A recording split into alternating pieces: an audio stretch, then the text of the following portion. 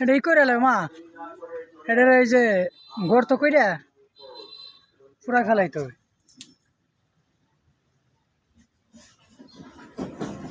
এটার দারাস কয়, দারাস সাপ। কত বড়, কত কয়া তবে? হ্যাঁ, দারাস সাপে এত অনেক বড়ই হয়।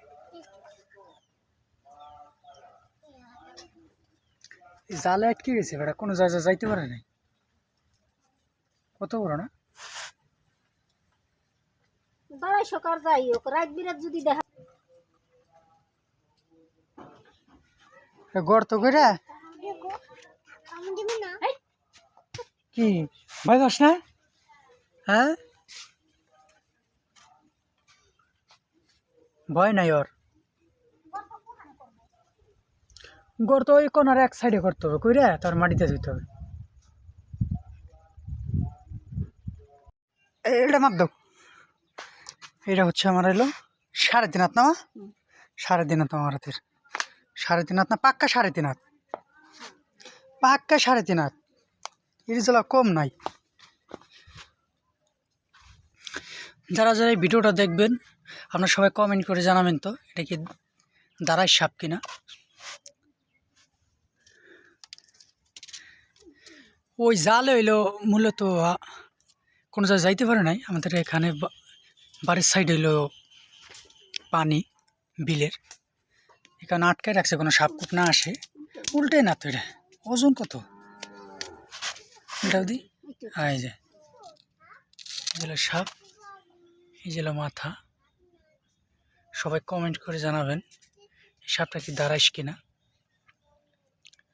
এটা ওই কোনার মাটি দেন, এটা কোদাল নিস না মা, গর্ত করে মাটি দিয়ে থই, কারণ এক জায়গায় ফালান যাবে না, গন্ধ করে এখানে কই থাকতে পারবে না গন্ধে।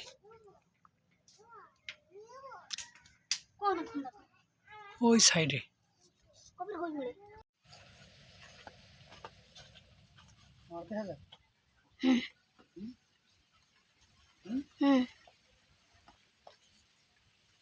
দেখা যায়।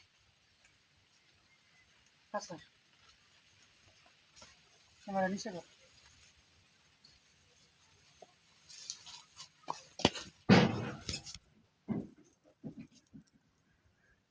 এরা যদি মাটি না দিতাম তাহলে গন্ধ হইতো, দুর্গন্ধ ছড়াইলে আশপাশের মানুষ থাকতে পারতো না। হ্যাঁ, ভালো হয়েছে না?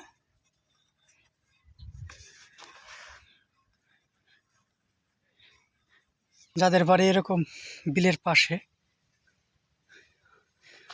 এরকম তারা সাবধানে থাকবে, কারণ এই সাপগুলো এখন উপরে থাকে, প্রতি ঘরে বারিন্দায়, মানে মাটির ঘর যাদের আছে, কারণ সমস্যা বলে। কারণ বাচ্চা কাচ্চা, ছোট ছোট বাচ্চা কাচ্চা সবার বাড়িতে কম বেশ করে আছে, কারণ ছোট ছোট বাচ্চারা বুঝবে না, ছোট সাপগুলো ধরতে যাবে, তারপরে আক্রমণের শিকার হবে। সবাই ভালো থাকুন, সুস্থ থাকবেন, আর সবাই বাড়ির আঙ্গিনা চারে চতুর্দিকে পরিষ্কার রাখবেন।